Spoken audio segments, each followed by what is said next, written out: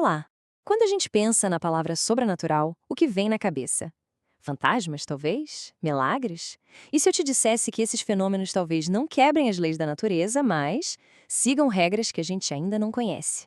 É sobre essa ideia fascinante que vamos conversar hoje, olhando o sobrenatural por uma lente diferente, a da perspectiva espírita. E aqui está a grande questão, né? Quando a gente vê alguma coisa que desafia a nossa lógica do dia a dia, a primeira reação é pensar: pronto, as regras do universo foram quebradas. Mas, será que são as regras que estão erradas ou será que é o nosso conhecimento sobre elas que ainda é pequeno?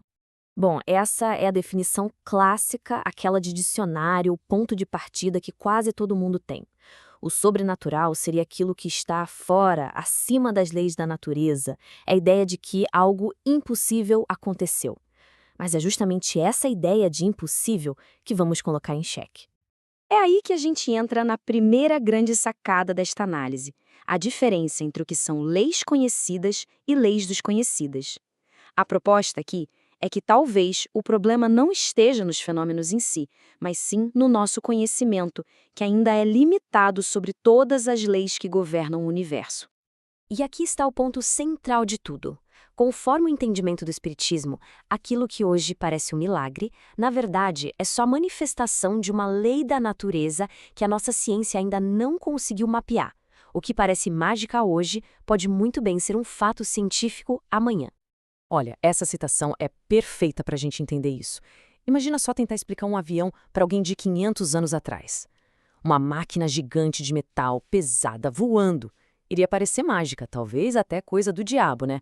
A questão é, do mesmo jeito que o ar quente ou o hidrogênio conseguem anular a gravidade num balão, por que um outro tipo de energia, um fluido, como diz a citação, que a gente ainda não conhece, não poderia causar efeitos que hoje nos parecem igualmente surpreendentes? Ok, então se esses fenômenos seguem leis, mesmo que a gente não as conheça, isso nos leva para a próxima pergunta bem lógica. Qual é a causa por trás deles? Quem ou o que está agindo ali? E aqui o raciocínio é bem direto, pensem bem. Se um efeito parece ter uma intenção, uma inteligência, por exemplo, uma mesa que se levanta e dá batidas para responder sim ou não para perguntas, não faz todo sentido supor que a causa por trás disso também seja inteligente? Esse slide aqui ajuda a gente a organizar as ideias passo a passo. Vamos lá. Primeiro, se observa um efeito inteligente, como uma mensagem que faz sentido. Segundo, parte-se de um princípio básico. Todo efeito inteligente precisa ter uma causa inteligente. Terceiro passo. Através da observação, fica claro que essa inteligência não está vindo de nenhuma das pessoas que estão ali presentes. A conclusão lógica, então, qual é? A causa só pode ser uma inteligência invisível.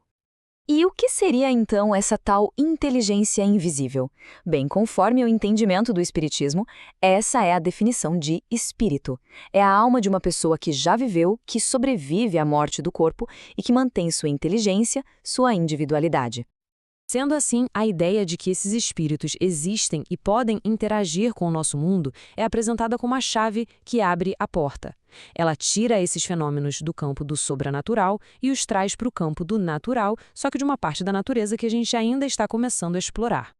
Agora, vamos aprofundar um pouquinho mais num ponto que é crucial para entender tudo isso: a diferença entre um milagre e um fato. Entender essa distinção é a chave para compreender a perspectiva espírita. Olha que interessante essa comparação aqui no slide. De um lado, a gente tem o milagre como é visto geralmente. Uma quebra da lei natural, algo único, isolado e, por definição, inexplicável. Do outro lado, a gente tem o fenômeno na visão espírita. Ele não quebra lei nenhuma, pelo contrário, ele é a aplicação de uma lei. Ele pode acontecer de novo se as condições forem as mesmas, e por isso ele pode sim ser explicado. E isso leva a gente a uma reflexão muito legal, né? A nossa ciência hoje faz milagres todos os dias para quem não entende como a tecnologia funciona. Um smartphone, uma videochamada, seria pura magia há 200 anos. O que parece milagroso é muitas vezes só uma questão de perspectiva e de conhecimento. Bom, e com tudo isso, a gente chega na nossa última parte, que vai amarrar tudo o que a gente viu e consolidar uma nova perspectiva sobre o que a gente costuma chamar de maravilhoso ou sobrenatural. Então, para a gente fechar, quais são os pontos-chave? Primeiro, esses fenômenos estão baseados na ideia de que a alma existe e sobrevive à morte do corpo. Segundo, e isso é muito importante, eles não são sobrenaturais, são expressões de leis da natureza. Terceiro, Essa visão dá uma causa para fatos que antes eram tidos como sem explicação. Quarto, ela também ajuda a gente a separar o que é um fenômeno real de uma simples superstição. E por último, a proposta é que tudo isso seja tratado não como uma crença cega, mas como uma área de estudo sério, uma ciência e uma filosofia. No final das contas, a grande provocação que fica desta nossa conversa é essa. E se o sobrenatural for apenas o lado da natureza que nós ainda não conseguimos compreender? Uma fronteira do conhecimento que está aí, esperando para ser explorada. Muito obrigado pela companhia nesta análise.